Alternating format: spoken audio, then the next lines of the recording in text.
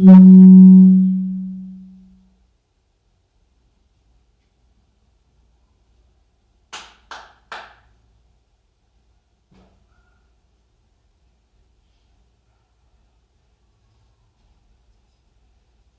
check, check, check, check.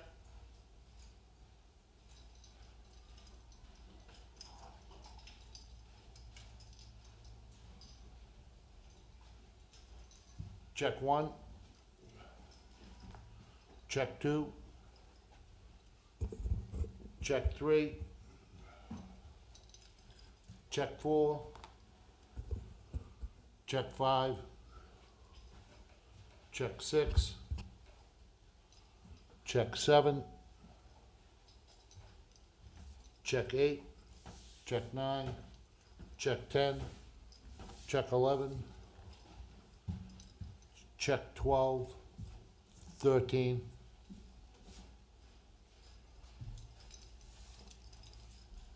20. 19. 18. 17.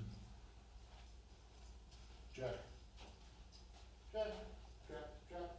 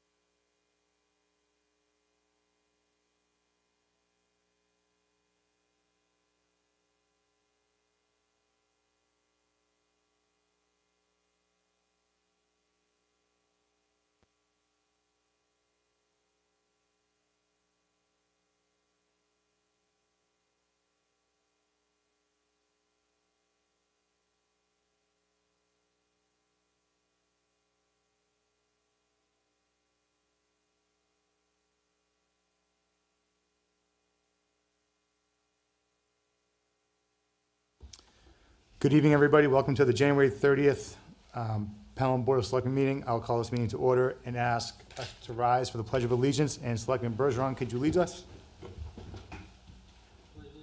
To the flag of the United States of America, and to the republic for which it stands, one nation, under God, indivisible, with liberty and justice for all.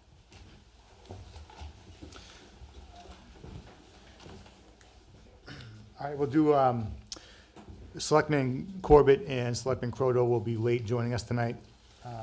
They have an engagement at the school, but we'll get started anyway, since we have a quorum. Real quick, we'll do a meeting minutes review from January 16th. Is there any corrections or discussion? I just have a couple of, on line 35, Yep, it says right away. It should say right of way. right at the beginning of line 35. Yeah. Yep. Anything else? I don't have it in front of me yet, but line 283, I had a question about what Heather asked. I wasn't sure if what it says there is what she asked. Let me try to. Yes. That's We discussed, for the past 5 or so years, we've been going to the high school and, kind of as they're trying to get the high school population, the 18-year-olds to come out and vote and just go over the warrant articles and what it's all about. So she meant the seniors in high school, not the seniors at the Hobbs Community Center? Correct. Okay. Should probably, we can clarify that. What line is that? 284. 284? I'll see if we can clean that up. Yeah, just, we'll, to go back to the Pelham High School to discuss the warrant articles with the high school seniors. And then line 287, I'm not sure I know what a CBA is. I'm sure I should know. Collective bargaining agreement. So should we spell that out, or should it, is it Sure. okay like it is? The shades of Mr. McDevitt, he didn't like acronyms He and he did didn't not. like abbreviations. Absolutely not. Might as well, the town, going into 288, Town Administrator Rourke stated that they did vote in public on this. We'll just make it so it's Town Administrator. Rourke stated that the Board of Selectmen did vote in public on this.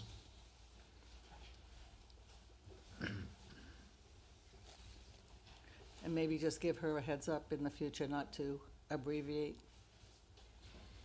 You can have a one-on-one with her and, are you talking about Ms. Corbett or? No, no. Oh, okay. Oh, no.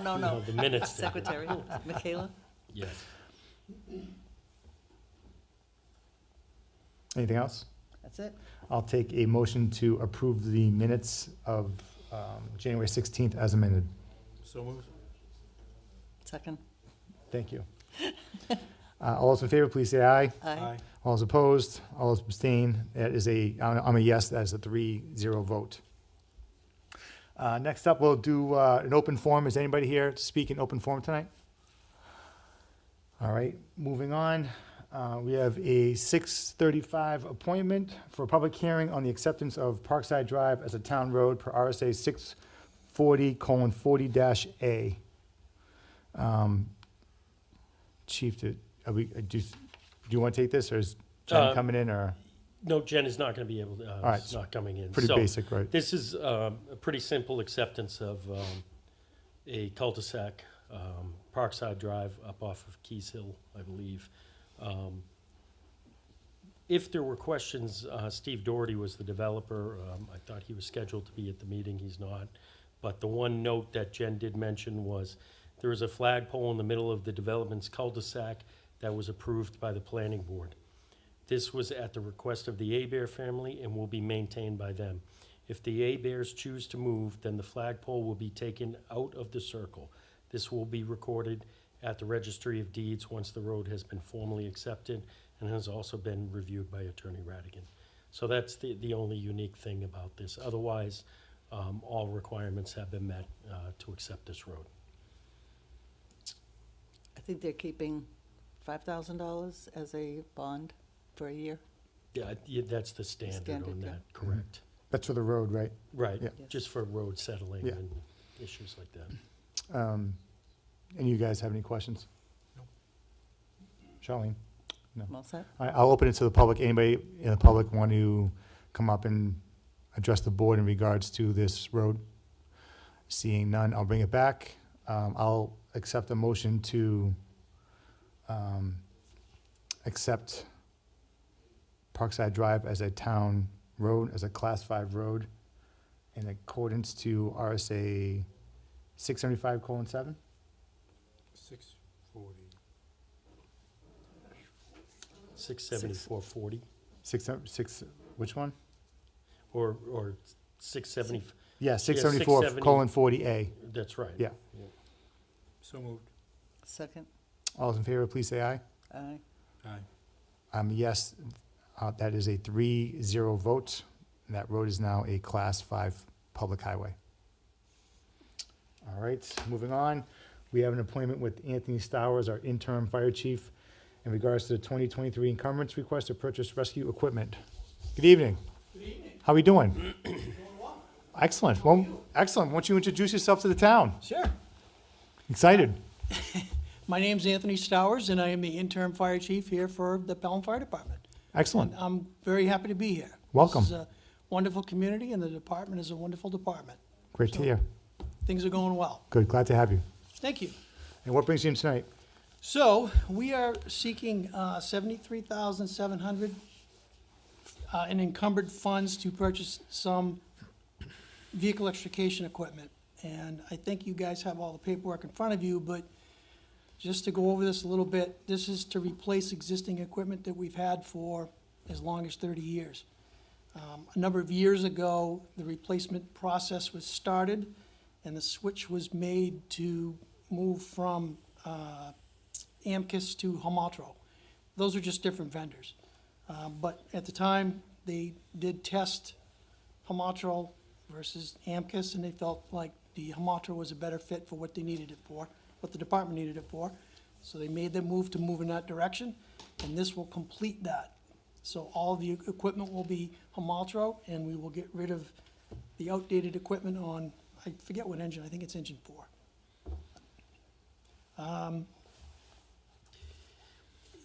IPS is the sole source provider of that equipment in the state of New Hampshire. There should be a letter in your packet affirming that. And again, we're replacing 30-year-old equipment that's, could fail at any time. And the disposal of the old equipment will be either donated or sold if possible to somebody that can use that equipment. Are there any questions about any of that, or is that too quick? Mr. Rourke? Chief, if I may, the new equipment is significantly better than the equipment it's replacing. It's lighter, it's more So, efficient.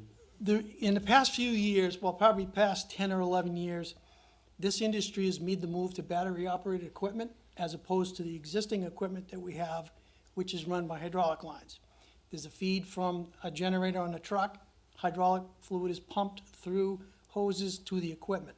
So the newer equipment doesn't have any cords attached to it, it's battery-operated, it's much lighter, and it's much more reliable. So that's a good question, thank you, I appreciate that, I should have clarified that. But this is replacing outdated equipment, so, yeah.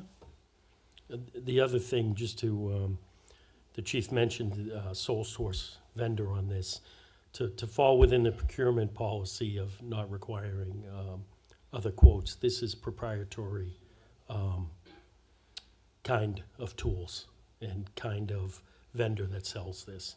So that negates the necessity for 3 quotes, because you cannot quote this stuff match for match. So.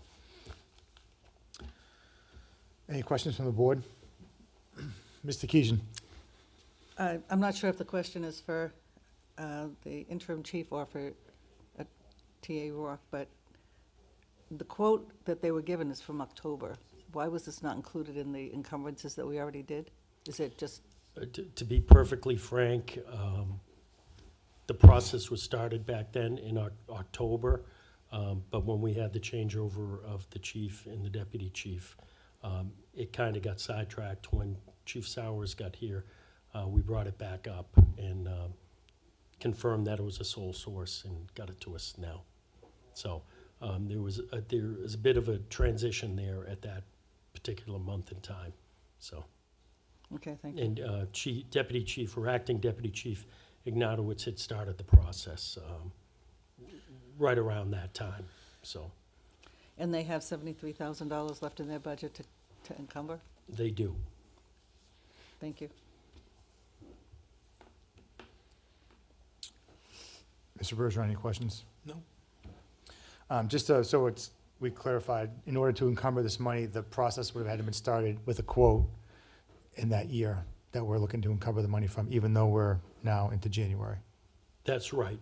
We have till the end of January to finish off any 2023 invoicing, so we can encumber the funds that way. I think it's worth noting that these are life safety equipment, so there's a bit more urgency to it. If the funds are available, I think it's worthy of an encumbrance.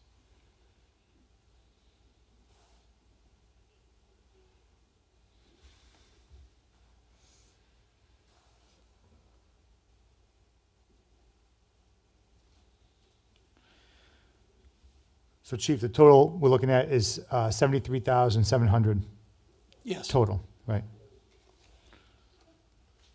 Is there any other discussion? All right, I'll be looking for a motion to approve the encumbrance of $73,700 for the two quotes provided for the Rescue equipment. rescue equipment that we have here tonight. And the money is encumbered from the fire department's budget for 2023, correct? Correct. So moved. Second? All those in favor, please say aye. Aye. Aye. I'm a yes, that is a 3-0 vote. Thank Thank- you for your time, I appreciate it. Thanks, Chief, appreciate Thank it. you. Chief, we'll need an invoice on that. If you could get that to us. We'll take care of that. Thank you.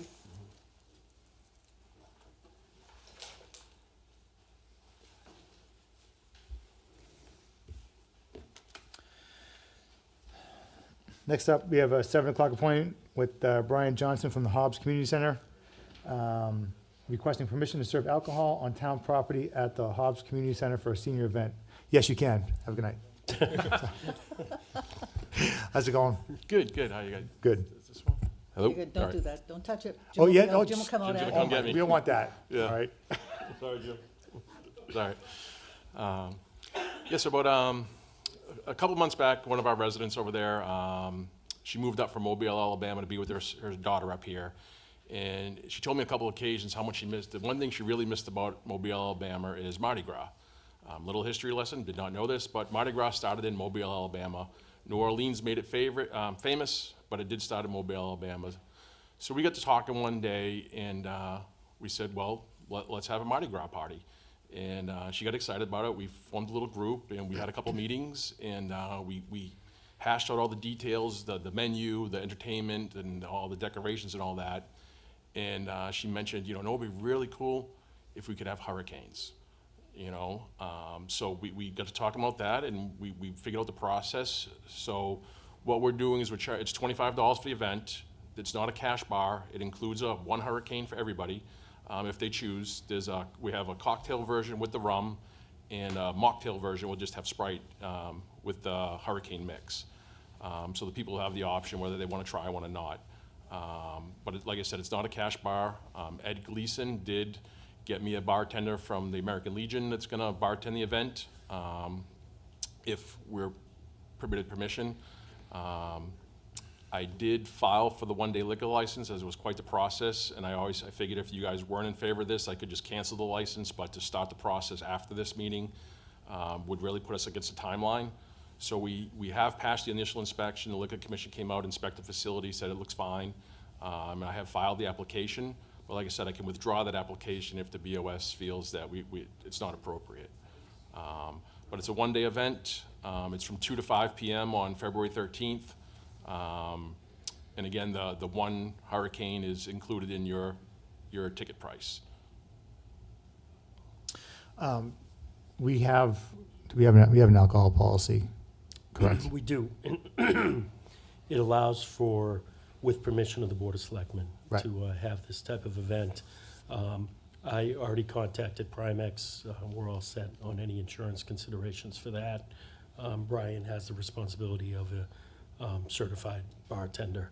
From there, we have approved this type of one-off in the past for the pergola opening and the lobster lunch. And there's been some other events. I think we had an event on the greens. So this isn't a new Right. request.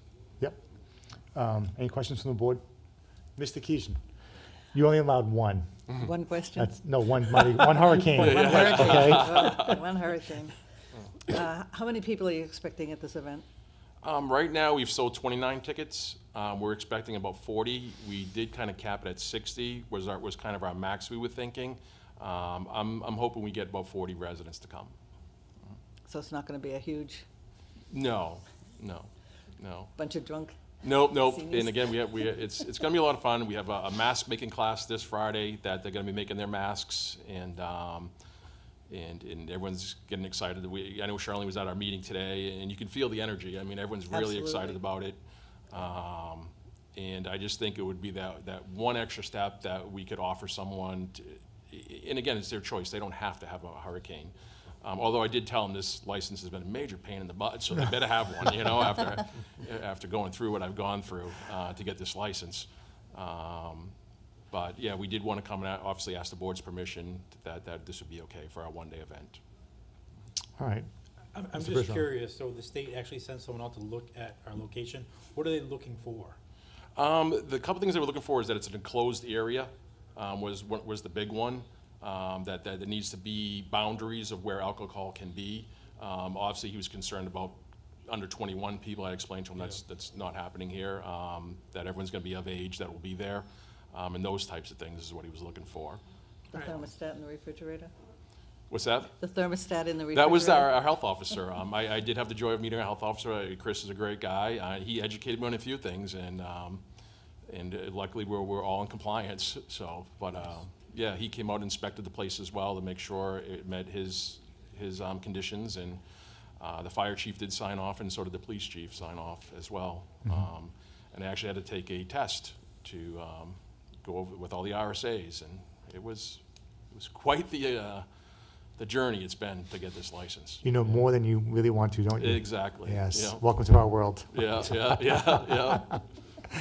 Awesome. Is there any other discussion from the board? No. Do we have a consensus to Yeah. have them move forward? Sure. Yeah. All right. There you go. All right. Good. Well, thank you very much. Good luck. Have fun. All right. Thanks. All right.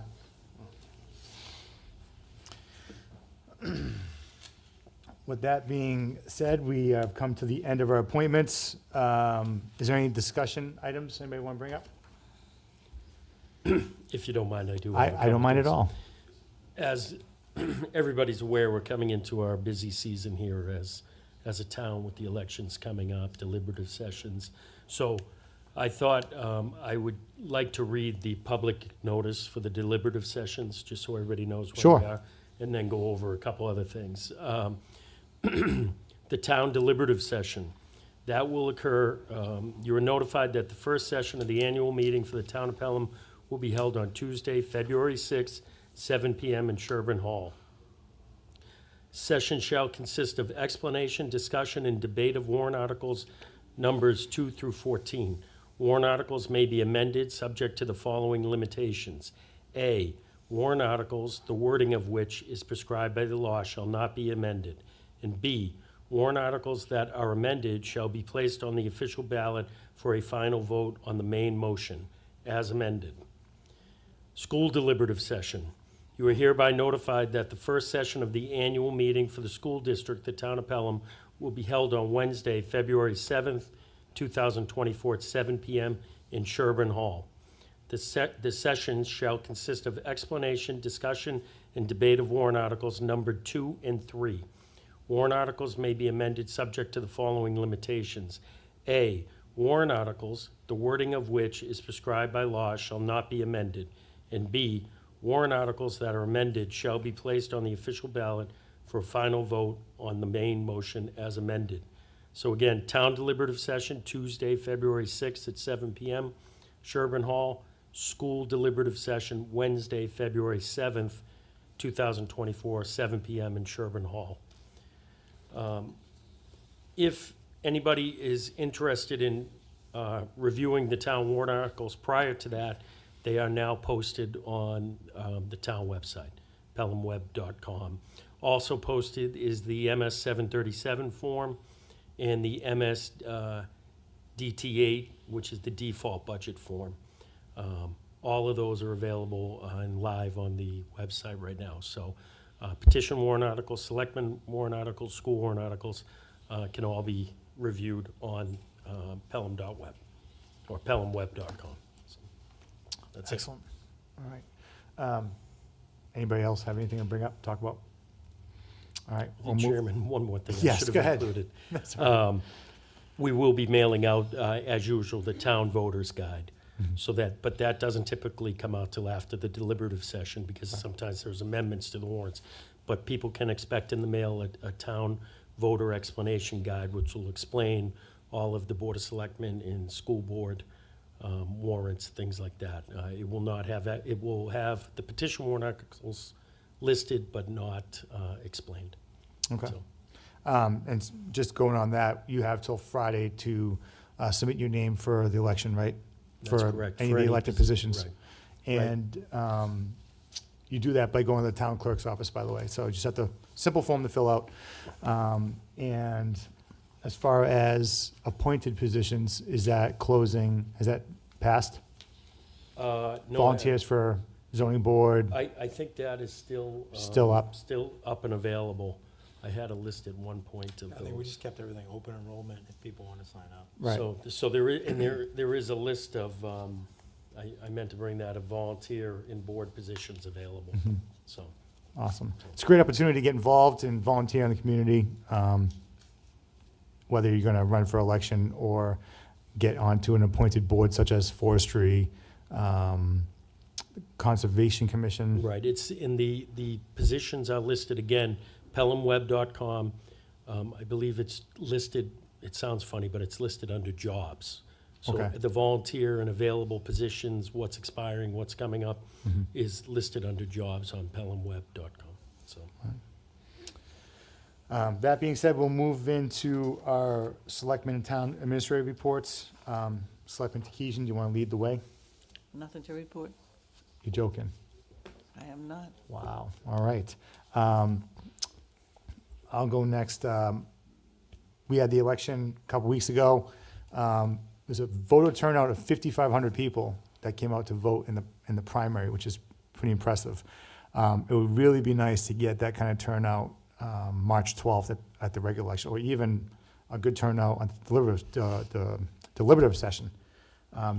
These two meetings really have an impact on us as community residents. So, you know, if you made the time to come out for the primary, please try to make sure to come out next Tuesday, or even more so Tuesday, March 12th. So that's all I have. Mr. Bergeron? I have nothing to report. Mr. Rourke? I'm good, thank you. All right. We have a need for a non-public in regards to RSA 91-A:3, 2A. I'll accept the motion to go into non-public. So moved. Second. Chief, you mind reading the roll? Not at all. Selectman Bergeron, Here. Selectman Cody, Yes. Selectman Takesian. Yes. So after our non-public, we will conduct no further business other than to seal the minutes and adjourn the meeting. And otherwise, thank you and have a good night.